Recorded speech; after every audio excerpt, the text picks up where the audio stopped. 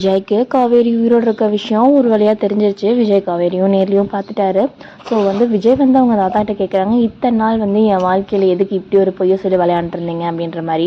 அதுக்கு விஜயோட சித்தப்பாவும் தாத்தாவும் மாற்றி மாற்றி சமாளிக்கிறாங்க. சித்தர் சொல்லியிருந்தாங்க, இது உங்களோட உயிருக்கே ஆபத்தாக இருந்திருக்கும், அதனால தான் நாங்கள் யாரும் சொல்லாமல் விட்டுட்டோம் அப்படின்ற மாதிரி சொல்கிறாங்க. ஆனால் விஜய் யார் பேச்சையும் நம்புற மாதிரி இதனால் விஜய் கோச்சிக்கிட்டு வீட்டில் இருக்க யார்ட்டையுமே பேசல. ஸோ அதுக்கப்புறம் விஜய் கிளம்பி போயிடுறாரு. ஸோ காவேரி நாளைக்கு தான் வருவாங்க அப்படின்ற மாதிரி சொல்லியிருந்தாங்க இல்லையா, அதனால விஜய் வெயிட் பண்ணுறாரு. விஜய் வெயிட் பண்ண மாதிரியே காவேரி அவங்க அம்மாவும் ஆட்டோலேருந்து இறங்குனாங்க.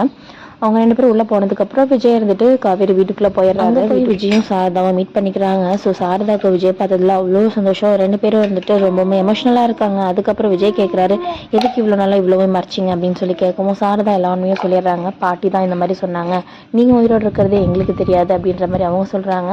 ஸோ எல்லா பிரச்சனைக்கும் காரணம் யார் அப்படின்னா பாட்டி தான். ஒரு வழியாக விஜயும் காவேரியும் இப்போ ஒன்று சேர போகிறாங்க. காவேரிக்கு நடந்தது எல்லாம் மறந்துருச்சு. அது எல்லாமே எப்படி தெரிய வரும் அப்படின்னு தெரிஞ்சுக்கிறதுக்கு நம்ம சேனலை சப்ஸ்கிரைப் பண்ணிக்கோங்க. லைக் பண்ணிவிட்டு கமெண்ட் செக்ஷனில் உங்கள் கருத்துக்களை சொல்லுங்கள்.